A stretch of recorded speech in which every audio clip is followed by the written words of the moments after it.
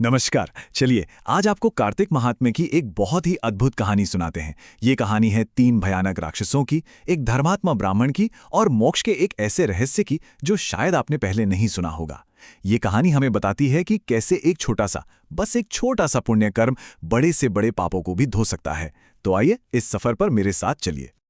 तो कहानी की शुरुआत होती है गोदावरी नदी के किनारे। सोचिए रात का समय है और वहां एक बहुत ही विशाल आसमान को छूता हुआ बरगद का पेड़ है और उस पेड़ पर तीन भयानक आकृतियां बैठी हैं।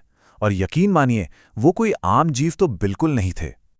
ये थे ब्रह्म राक्षस और उनका रूप इतना डरावना था कि किसी का भी दिल दहल जाए। कल्पना कीजिए, बाल ऐसे सीधे ऊपर की ओर खड़े, मुंह एकदम विकराल, शरीर पूरा काला और पेट एकदम पिचका हुआ। मतलब कहानी की शुरुआत ही इतनी भयावह है।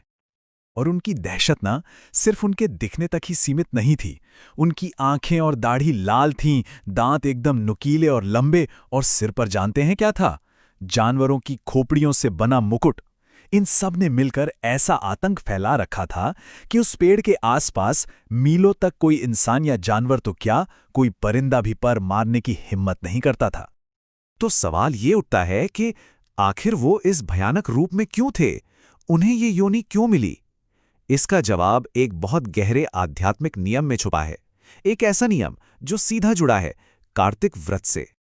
देखिए, कार्तिक महात्म्य में कहा गया है कि कार्तिक के महीने में अगर कोई एक छोटा सा भी पुण्य का काम करता है तो उसका फल अनंत होता है, मतलब इन्फिनिट। लेकिन अगर कोई इस व्रत की उपेक्षा करता है तो उसके परिणाम बहुत ही गंभीर होते हैं। लाखों बार अलग अलग योनियों में जन्म लेना पड़ता है और आखिर में जाकर ब्रह्म राक्षस बनना पड़ता है। और अब इस कहानी में एंट्री होती है हमारे नायक की, एक बहुत ही धर्मात्मा ब्राह्मण। उनकी जो तीर्थ यात्रा थी ना, वो एक ऐसी मुलाकात में बदलने वाली थी जो न सिर्फ उनका बल्कि उन तीनों राक्षसों का भी भविष्य हमेशा हमेशा के लिए बदलने वाली थी।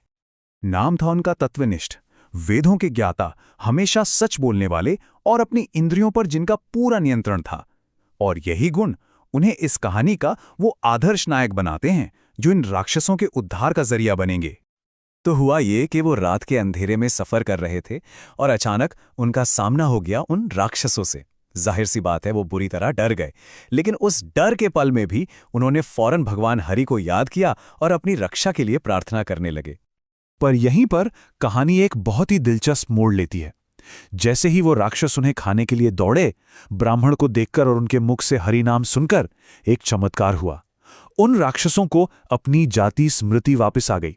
मतलब उन्हें अपने पिछले सारे जन्म याद आ गए, सब कुछ, एक एक बात।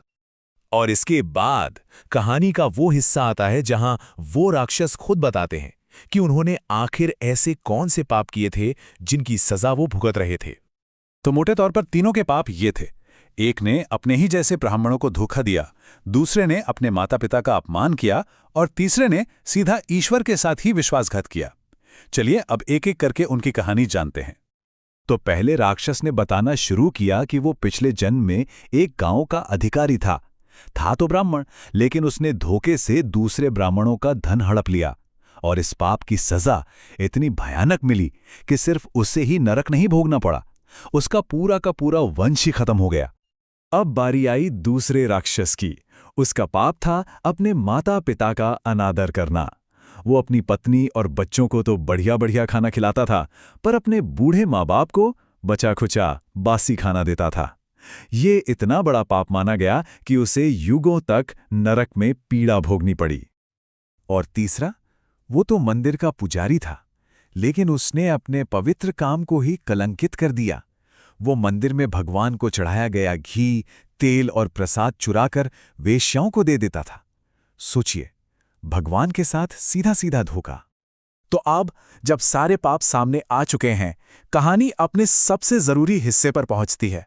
अब बात होगी पछतावा की, मोक्ष की और उस ब्राह्मण की भक्ति की शक्ति की। तो सवाल अब यह है कि इतने बड़े, इतने भयानक पाप, इनको मिटाया कैसे जा सकता है? क्या इनकी कोई माफी हो भी सकती है? सुनने में तो एकदम नामुमकिन सा लगता है ना? लेकिन तत्वनिष्ठ के पास इसका एक बहुत ही सरल सा रास्ता था। वो उन तीनों को गोदावरी नदी पर ले गए। पहले उन्होंने खुद स्नान किया, फिर उन तीनों को करने को कहा और इसके बाद उन्होंने एक ऐसा काम किया जो कोई सोच भी नहीं सकता। उन्होंने अपने सिर्फ एक कार्तिक स्नान का सारा पुण्य उन तीनों को दान कर दिया। और बस जैसे ही वो पुण्य उन्हें मिला, एक पल में उनके वो राक्षसी शरीर खत्म हो गए। वे सुंदर दिव्य रूप में आ गए और सीधे वैकुंठ धाम चले गए। ये थी उस एक स्नान की ताकत। तो आखिर में इस पूरी कहानी से हमें सीखने को क्या मिलता है? इसका सार क्या है? इसका सार छिपा है एक नंबर में। एक, सिर्फ एक बार सच्चे मन से किया गया कार्तिक स्नान 3 इतने बड़े पापियों को मोक्ष दिलाने के लिए काफी था। ये दिखाता है कि एक छोटे से अच्छे काम में भी कितनी ज्यादा शक्ति होती है। और शायद इसीलिए कार्तिक महात्म्य में साफ साफ ये निर्देश दिया गया है। ये कहानी हमें यही सिखाती है कि कार्तिक स्नान के नियम का पालन करना चाहिए, बिना किसी सवाल या बहस के, क्योंकि इसका जो फल है वो हमारी कल्पना से भी कहीं ज्यादा है। तो ये सदियों पुरानी कहानी आज हमारे लिए क्या मायने रखती है? ये हमें याद दिलाती है कि हमारे छोटे से छोटे काम भी अगर वो पूरी ईमानदारी से किए जाएं, तो उनमें कितनी गहरी शक्ति छिपी हो सकती है। हो सकता है किसी की दुनिया बदलने की या फिर किसी को मुक्ति दिलाने की भी।